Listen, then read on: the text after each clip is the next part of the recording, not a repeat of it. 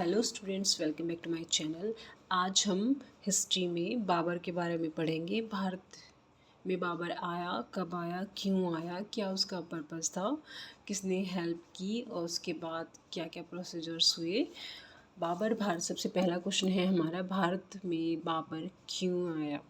बाबर आया कहाँ से था। बाबर सबसे पहले फरगना से चला, फिर उसके बाद समरकंद में आया। समरकंद में यहाँ पे लिख रखा है वन, यहाँ पे भी वो जीता। समरकंद के बाद फिर वो काबुल गया, यहाँ पे भी वो जीता, लेकिन यहाँ पे ये शॉर्ट पीरियड के लिए रहा। एक्चुअली बाबर का कोई परमानेंट स्टे नहीं था, वो एक जगह से दूसरी जगह पे जाता था और जगह को जीतता था और आगे बढ़ता जाता था। ठीक है, जब ये यहाँ पे जीता तो इसने पातशाह की उपाधि को ग्रहण किया, लेकिन इसके जो पूर्वज थे वो मेजी, अपने साथ मेजी लगाते थे। तो क्वेश्चन यहाँ पे बनेगा कि गजनी को जीतने के बाद बाबर ने कौन सी उपाधि ली। पातशाह की उपाधि ली थी। ठीक है, भारत में सबसे पहले ऐसा नहीं है कि 1526 में ही, पानीपत के युद्ध में ही बाबर भारत में आया था, उससे पहले भी बाबर भारत में आया था। 1519 में बाजोर, बेरा, पेशावर, इन तीनों को जीता। 1524 में लाहौर प्लस जो पंजाब के अदर पार्ट हैं उनको जीता।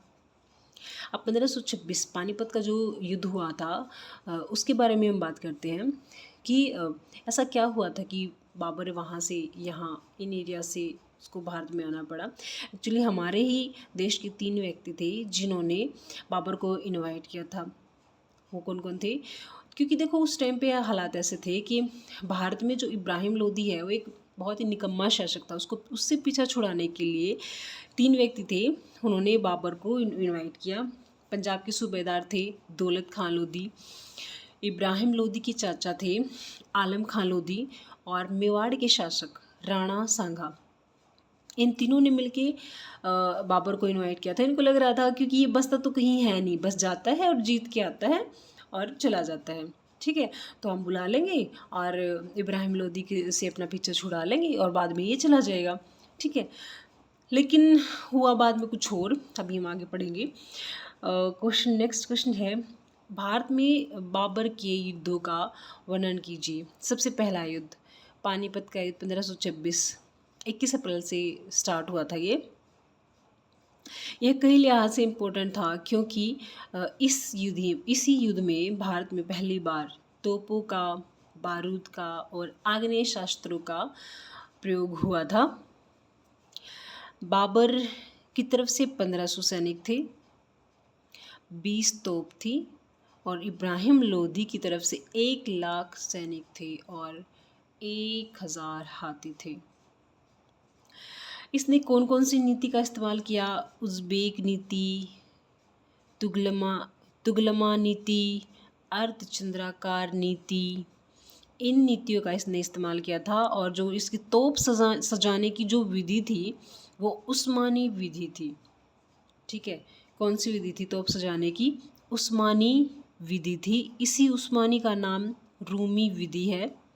ठीक है, जो बाबर की तोप खाना था उसका नेतृत्व किसने किया था 1526 के युद्ध में? उस्ताद अली और मुस्तफ़ा खां, ये तुर्की से उसके साथ आए थे। ठीक है,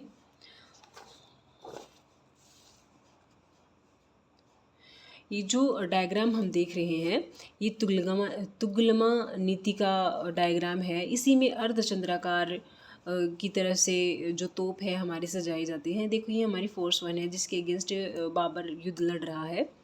इसके चारों तरफ से इस तरह से अपनी फोर्स को करता है, ताकि अरेंज करता है ताकि चारों तरफ से एकदम से आक्रमण किया जा सके। ठीक है, पानीपत का युद्ध, अब नेक्स्ट क्वेश्चन हमारा यहाँ पे बनेगा। पानीपत का युद्ध जीतने के बाद उसने काबुल में चांदी के सिक्के बंटवाए। काबुल में चांदी के सिक्के बंटवाए। क्योंकि इसने सिक्के बंटवाए चांदी के, तो इसीलिए उसे कलंदर का नाम दिया गया। दानी, कलंदर मतलब दानी। और उन चांदी के सिक्कों का नाम क्या था? शाहरुख। शाहरुख नाम के वो सिक्के थे।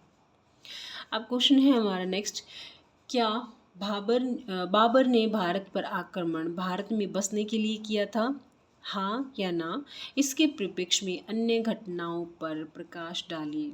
नहीं, पानीपत में युद्ध के समय उसकी ऐसी कोई मंशा नहीं थी। इस लेकिन बाद में उसकी मंशा चेंज हो गई और इसी बात का झगड़ा हुआ था। इसी बात की वजह से जो राणा सांगा थे, जिन्होंने उसको बुलाया था कि आएगा, युद्ध लड़ेगा और जीत के मैदान को हमारे लिए खाली करके छोड़ के चला जाएगा, लेकिन जो राणा सांगा थे खानवा से, उन्होंने इस बात पे ऐतराज़ किया। अब ऐतराज़ किया तो युद्ध हुआ 1527 में, सबसे पहले इन्हीं के साथ। 1527 का जो युद्ध है वो कौन सा युद्ध है? खानवा का युद्ध है, जो बाबर वर्सेस राणा सांगा के बीच में लड़ा गया। ठीक है, फिर दोनों लड़े। राणा सांगा एक अच्छा योद्धा था, क्योंकि उसको पता था कि बहुत अच्छा योद्धा है, तो बाबर को लग रहा था कि हाँ शायद ये जीत जाए। तो बाबर ने क्या किया, वो पहली रात को अपने सैनिकों के पास गया और वहाँ पे उसने सैनिकों की खूब हौसला अफजाई की। वहाँ पे बाबर गया और उसने कहा, अपने सैनिकों से कहा कि तुम्हें जिहादी बनना है। जिहादी मतलब जो धर्म के लिए लड़ते हैं, धर्म के नाम पर उसने अपने सैनिकों को उकसाया। तो ये जो जिहादी वर्ड हम आजकल सुनते हैं ना, जो मुस्लिम्स यूज़ करते हैं, तो सबसे पहली बार जिहादी शब्द का इस्तेमाल बाबर ने किया था खानवा के युद्ध के दौरान। और उसमें उस रात उसने कहा कि मैंने तुम्हारा तमगा टैक्स, उनका कोई तमगा टैक्स होता था, वो भी माफ़ कर दिया है, बस तुम जीत जाओ। फिर क्या था, बाबर जीत गया। और क्योंकि उसे घर चाहिए था रहने के लिए, तो भारत में आके तो उसने भारत में बसने का निर्णय किया। ठीक है, इस युद्ध में जीतने के बाद बाबर ने एक टाइटल को अडोप्ट किया, गाजी टाइटल। गाजी का मतलब होता है धर्म योद्धा।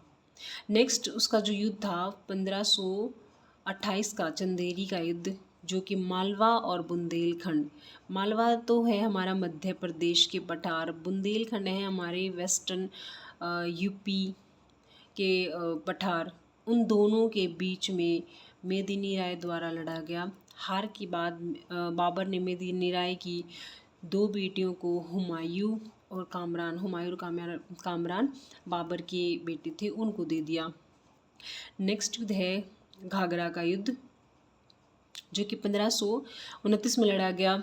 ये अफ़गान वर्सेस बाबर था। इसमें अफ़गान की तरफ से महमूद लोदी था और इसमें उसने अफ़गानों का पूरी तरह से सफाया नहीं किया।